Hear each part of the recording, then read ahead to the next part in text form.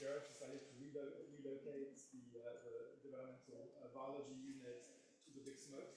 But that really, that move to the ICRF building in the center of London was, again, a great opportunity for David to meet, whole new people, be exposed to a lot of cancer research, obviously, in the ICRF building, and that really took his research to kind of many different new directions. And so from representing this particular time is our next speaker. I'm delighted to introduce Aixa Morales from the Cajal Institute in Madrid. So Aixa postdoced with David from 1997 to 2002. And today she's going to tell us about the mysteries of searching for the origin of adult stem cells. So Aixa, all yours.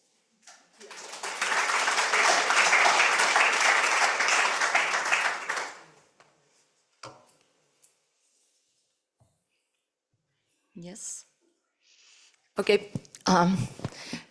First of all, thank you very much. It's a real honor for me to be representing this part of the life of David. I'm especially grateful to Ross for having us all together today. So, as Nick was saying, I joined David's lab at the beginning of at the turn of the 21st century, around 1987. And it was really a time when you were, especially coming from a mother's laboratory in Madrid, where I did my PhD, it was like finding a brave new world full of new opportunities of working with many different model systems. And you can see how enthusiastic was David about that possibility, especially having around close interaction with the laboratory of Julian Lewis and Helen McNeil.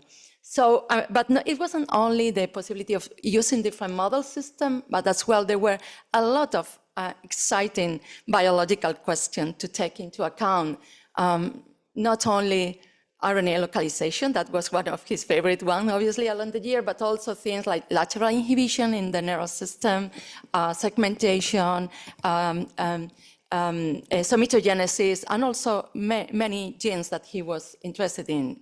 So he would pursue you to buy to this appetizing apple from his tiny office at Lincoln's Inn Fields. We were actually having by that time a really great time being part of this large family that many of the members you will recognize now in the audience. And we were not the tidiest laboratory in Lincoln's Inn Fields, I'm afraid, but we would find some quiet space in the vertebrate room where you could actually work. That was me, by the way. So when I joined David's lab, I chose, or rather, he pursued me to change my subject, my initial subject. So I was going to work on neurogenesis, and I ended up working on the molecular clock controlling somatogenesis. And basically, so we took a very heroic effort to try to find the enhancers elements in lunatic fringe that could be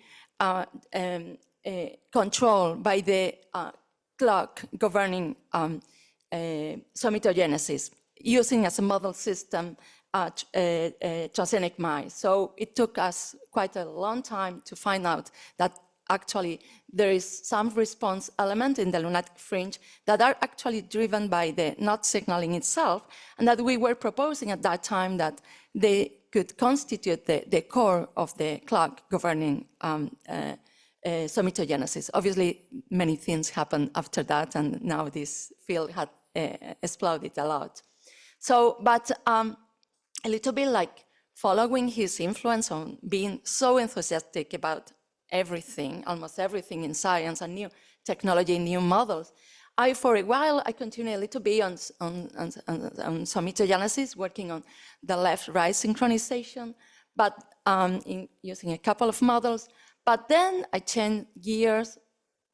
In comparison to David, I was just changing gears once at a time. I was not as multitask, obviously, as he was.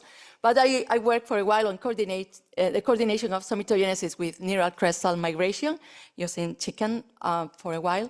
And then we did a little bit of DV patterning in the spinal cord, also doing some little things on human diseases. And then it was more recently, like the last 7 years, that my lab was interested in following the molecular mechanism governing adult hippocampal neurogenesis. So I'm going to just speak very shortly about that. So our main question is that, in certain part of the adult brain of many mammals, probably including humans, there are a population of neural stem cells that remain throughout the whole life. And these neural stem cells are going to be in a quiescent state, but at a certain point, few of them will enter into cell cycle. They will get activated, we call it, and they will generate intermediate precursor cells that will eventually get differentiated into immature neurons. And those immature neurons are going to be the one involved, while immature, in process of learning or memory, in which a hippocampus, as you know, is playing an essential role. So we determined a few years ago that transcription factors, SOX5 and SOX6, were required for this transition from quiescent to active neural stem cell state. And this was done in part through the direct transcriptional control of a proneural gene, very much known for everybody, that is an acute-like gene, that is ACL1, that Francois Guillemot here at the Crick Institute has demonstrated that is essential for this activation of neural stem cells. So also what we demonstrated was that environmental enrichment, that is a potent physiological signal that promotes the activation of these neural stem cells, require the activity of this transcription factor to be as effective. Yes, so one of the other questions that we have is that we wanted to know when during development and where these neural stem cells emerge during the development of the dentate gyrus. So these neural stem cells actually migrate from the neuroepithelium close to the cortical hem, master organizer of the brain. So and at some point, these neural stem cells that are going to migrate and form the dentate gyrus, they are going to enter into quiescence, and they acquire certain maturation qualities that make them to become the adult neural stem cells. But we didn't know much about what was the control on this. So recently my lab used a strategy of deleting during early development or at early postnatal stages the function of this transcription factor. And basically what we found is that at the adult level, these mice losing SOX5 had a population of neural stem cells that were not really very quiescent, where on the opposite, they were very active. Sorry, I may be just going through here. So what we found is that these neural stem cells are too much active, and they are forming an excess of new neurons.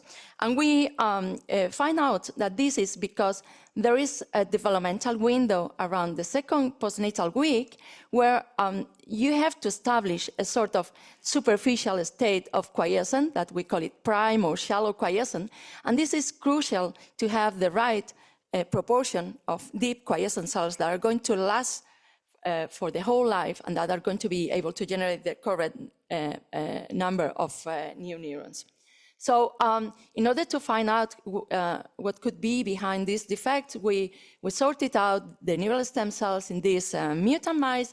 We did bulk RNA-seq analysis, and through many sort of analysis, we find out that these neural stem cells, what is happening is that they have activated many of the they have expressed many of the transcript of the genes involved in cell cycle regulation, but actually they are dividing very little at that time of the window of P14. And in fact, we found out that a BMP canonical pathway, that it was considered in the field like one of the signals responsible for maintaining these neural stem cells in quiescence. In fact, they are also required to maintain them in the right level of quiescence. So we found that in this mutant, many of the elements controlling BMP canonical signaling pathway, including some of the phosphatases responsible for switching off the pathway, were upregulated in these mutants. So we just demonstrated that, in fact, that was the case. These animals have an increase in the activation of the BMP canonical signaling pathway. And also what we managed to do is partially rescue this defect that we found in the mice. So if we actually block canonical signaling pathway using this specific blocker, you could alter, if you impact in this window, you could alter the proper activation of the neural stem cells in the adult brain. And you could, as I said, in the mutant, you could at least partially rescue this defect. So basically what I've shown you how it's essential during the early development to control the deepness of the quiescent state of this population, so that if you actually alter this process early on, what is going to happen is that they are going to be overactivated in the adult brain, and this has a very long-term, a very relevant long-term consequence, because you are going to deplete the neural stem cell pool that we have demonstrated that, and you will end up reducing the new neuron generation. We have recently also demonstrated that this has an impact on the ability of the mice to recognize, for instance, the position of objects. That is one of the experiments that you do if you want to try to learn something about how mice remember things like spatial memory. And this is another case of contextual fear conditioning, that is just the mice tend to remember the context in which they receive an adversive, in this case, a footpath shock. And these mutant mice, these SOX5 mutant mice, they also have problems to recognize the aversive context. So just to finish, this is my small lab that I have now at the Cajal Institute. These are the people that has contributed over the years on some of the things I mentioned to you. These are the actual people in the lab, and these are the collaborators, and I would just as well to thank the family associations that are supporting some of our work in relation to SOC5. And thank you for your attention.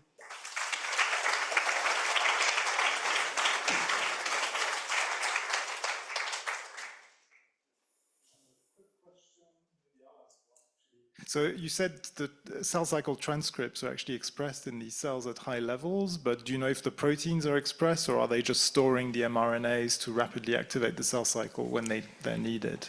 In the case of this transcription factor, like SOC5 and SOC6, is the protein what is differentially expressed in the activated versus the quiescent state in the adult brain. But in the case of the development, we are actually trying to find how it comes that all the cells seems to have the protein, but why some of them are more sensitive to changes in other signals that goes around that time that are responding in a different way. So we don't know if it is a matter of the levels of protein expression. Yeah, but we haven't addressed that yet. So. Cool. Well, with that, let's wrap up this session and thank Aixa and all of the speakers for some fantastic talks.